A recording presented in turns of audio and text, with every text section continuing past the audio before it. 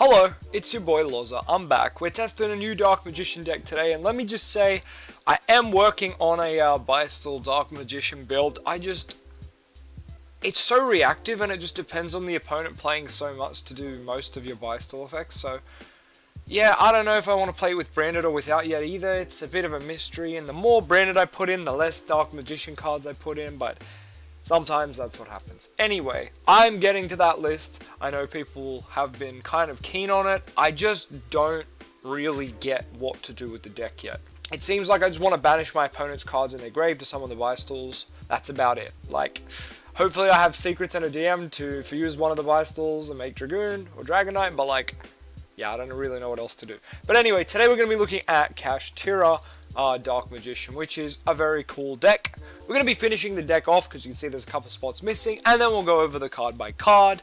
I'd also like to say right now, please hit that subscribe. If you're a first time viewer, if you're a long time viewer, please just smash that subscribe. I got stacks of Dark Magician vids. Surely there's something that takes your fancy. Lots of different deck profiles and whatnot. Anyway, let's get into today's deck, which is focused on mainly this boy here, which is the Kashtira Fenrir. This is the main card of the deck. So for those who don't know, you can special this for free if you have no monsters. You'll love to see it. It is a level 7 Earth Psychic monster, 24/24 on the stats. Not bad, not bad. Pretty beefy. During main phase, add a Kashtira from deck to hand. Not on summon, on main phase. So if they negate the summon or they react to the summon, you may not get to do this effect. So the normal play, of course, is to special this out first before you let any other monster hit the field. Use the effect to search out a Kashtira monster. Now the monsters that I normally find myself grabbing is Unicorn, because Unicorn says you can grab a spell. Of course, Unicorn summons itself as well if you don't have any other monsters on the field. They all have that condition. Hello again, Future LOZA here doing the big edit, and I found I didn't really include any combos of the deck, and I thought rather than making one up, why don't I just steal one? Godsmith of Chaos, you should go check him out and subscribe to him. He actually made a nifty little, just a 2-card combo for Kashtira, which I think confirms that Unicorn is the best opener for Dark Magician. While Fenrir is amazing, I think we should play 3 Unicorn. I don't know if this list will by the end, I forget. But the main thing is, Unicorn's real good with DM. Let's have a look. Hey, what's up, Yugioh fam? Andrew Godsmith here, Godsmith of Chaos, with a quick little combo for you, using Kashtira Unicorn and Dark Magician. Special summon Kashtira Unicorn. Kashtira Unicorn searches for a spell. Kashtira spell, so you bring up Kashtira Birth. To search the continuous spell / field spell. Dark Magician. Normal DM. Link these two off to get Ebon Illusion Magician.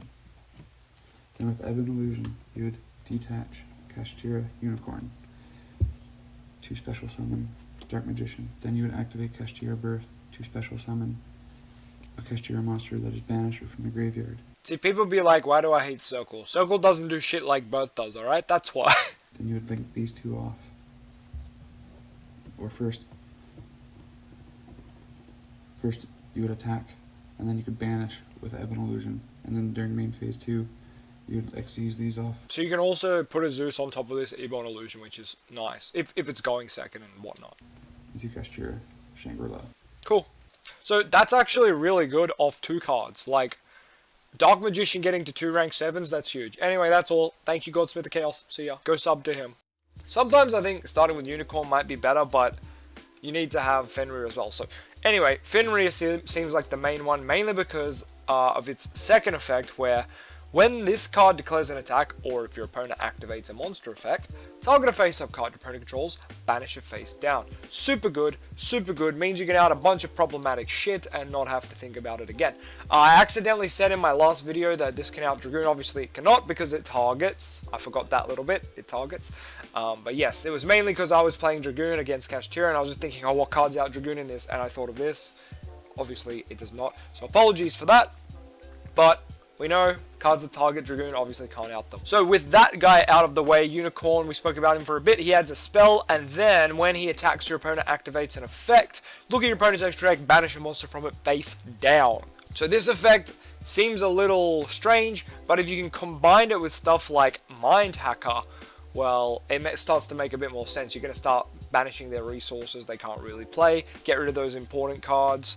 Against me, they got rid of Dragoon and I was very upset. Luckily I was playing 2 at the time, I think you gotta play 2 just to play around people playing this deck. I don't know how common I don't know how common this deck is, but it seems good. It seems like stuff people would play. Let's get into Ogre. So Ogre once again summons itself for free, which they all do, as long as you have nothing. Then Ogre's got the biggest attack stat of the rest, which makes a lot of sense. He's a big boy, 2800, lacking the defense, but that's alright.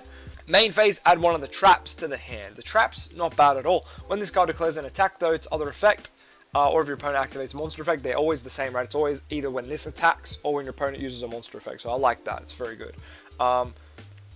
Excavate top 5 of your opponent's deck and banish one of the excavated cards face down. Place the rest on top of the deck, same order. So you can get rid of their top deck if it's really good, or if you see a card that's part of the combo, great, you can just go nope, get rid of it. You see a card that's a 1, you see like the instant fusion, cool, you can be like nope, I don't want to see that. So a lot of good interactions with Ogre here, I don't mind it at all. Ogre's mainly here because it searches the trap, so let's talk about the trap, shall we? Preparations, the continuous trap of the Kashtira deck. During either player's turn, you may special a Kashtira that is banished or from your hand. So kind of like Eternal Soul for Kashtiras, but you know, doesn't nuke your field. You'll love to see it. So this card, of course, has an additional effect where if your opponent activates a trap or effect, and you have a Kashtira monster on the field, you can look into your opponent's hand and banish a card face down from it. Super nice, super nice. Obviously a trap, so you gotta set it up.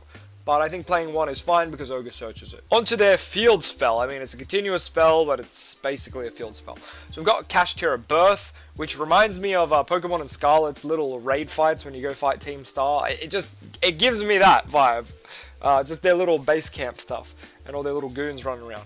So you can normal level 7s without tributing. This works for DM, of course. So if you're hard open DM, great. Just slap that boy down on the field for a normal. During main phase, you can special one of your XYZ, non-XYZ Kashtiras that is banished or in your grave, so sending them away with like sort of the Spectral 7th or whatever the fuck that's called, like the Allure of Darkness for their deck. Sending them away for draws is great, putting them in the grave's fine because you can bring them back with this. It's like a Monster Reborn every turn. Kind of their Eternal Soul once again. Like, how good is this? Like, Eternal Soul out the arse for this deck. Also letting you normal the level 7s is really nice too. So then, yeah, of course, if your opponent activates a spell or effect, so kind of like the trap but for the spell version, opponent activates a spell or effect, you control Kashtira. Target 3 in your opponent's grave, up to 3, banish them. Oh no, it's target 3. You can target 3. If it was up to 3, it'd be a little better. You have to target the 3. Banish them face down though. Super good. When I was versing and playing DM, they banished my DM, my DMG, like my Soul Servants, like stress. Big stress. This card seems like it'd be very good in the format because there's a lot of milling, there's a lot of graveyard effects. Honestly, Kashtira DM might be the shout for this format, like, if I do say so myself. Gotta test it first, and that's what we're going to be doing soon as well. I'll probably make a second video where I'm testing this list out, and you can watch me play on the Omega ladder. Hopefully, we learn some cool interactions with the deck. From the get-go, Magician Souls and any of the Kashtiras seems to be pretty good, because it means we can go straight into any of our rank 7s here. So we do need to finish off the list, and that's kind of what we're here to do. We've got 2 DM, which is pretty good. We've got ourselves 1 Timaeus and 1 DMG. I'm just going to bring her over here with the rest of the Abarikia cards. Then we've got the Kashtiras, which of course are all level 7 bosses who will summon themselves. One's Earth, one's Wind, one's Water. I do wish they were Dark, but hey, you can't have everything. They are all Psychic too. Like, that doesn't matter for us now. I wish DM either fused with the tributes or with psychics, because maybe there could be something cool here, but nope, nothing for now. I do like their red color though, very cool and nice. Then we've got our nice blue boys over here. We've got our Rod, we've got our Souls. At 3, we've got the Illusion Chaos at 2 to grab any of these pieces. Then we've got the Preparations of Rites. We do love to see them too, because they will be getting us into the whole Dark Magician archetype, right? Because Prep gets Illusion Chaos can get Souls or Rod, and Rod can get us the Secret Soul Servant, Circle, Salvation, and Eternal Soul. So you can see how the entire deck is searchable via Prep, right? Prep goes for this, or this, or this. Can even add these if you wanted, and then Rod can obviously add the rest of the deck. So love to see. We have so much search and consistency now, but we still don't do anything. I love DM, but it really needs something. I'm not sure what, but something. Let's have a look at what we could add to finish this deck off to round it out. I love this Sacred Sword of the 7 stars because we do have so many of these level 7s just chilling. We could probably play more. Like, I'm not sure on the ratios yet. Like, we might play an extra Unicorn because it's really good. We may play extra Ogres. I was just thinking since Fenrir is the best one, we'd max out on him for now. Go like a 3-2-1. I have got secrets because I do still want to be making them DM fusions, and hopefully we can get to 1 or more.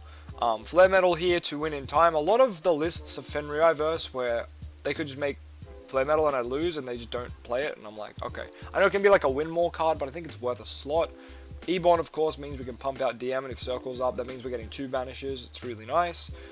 Mindhacker is just really good with all of these guys. Mindhacker and DM has been shit for ages, but now I think it's actually valid in the Kashtira strategy.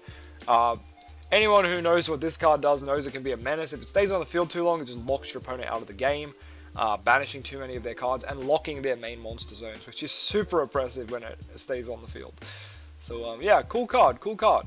It can detach to protect itself from being removed from the field too, so that's really nice. If you need to get that DM back, you can just out it, you know, just have your opponent try out it, and then yeah, you can get your DM back from underneath it. I think just because we're playing Xyz, like there's no reason to not play Zeus, and we could even play Norito if we put in an Apprentice, and I don't see why not. We put in an Apprentice, and that just means it's another card that's super searchable off Illusion of Chaos, so you can just play it at 1, because we've essentially got 6 copies of it, with 2 Illusion of Chaos, 3 prep, right? We've got plenty of copies of it.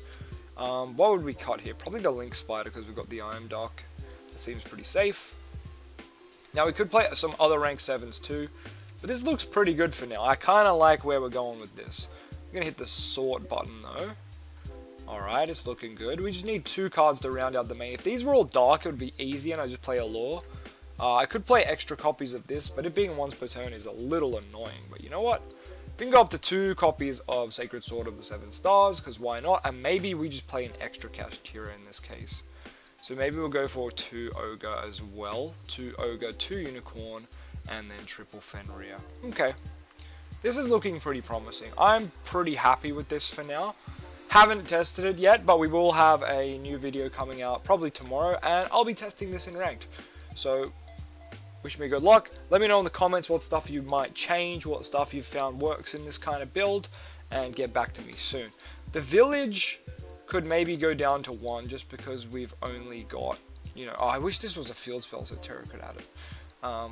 But yeah, I don't know, maybe go down to 1 terraforming and maybe, sorry, 1 village and cut the terraforming, but you know what, for now I'm going to leave them in there.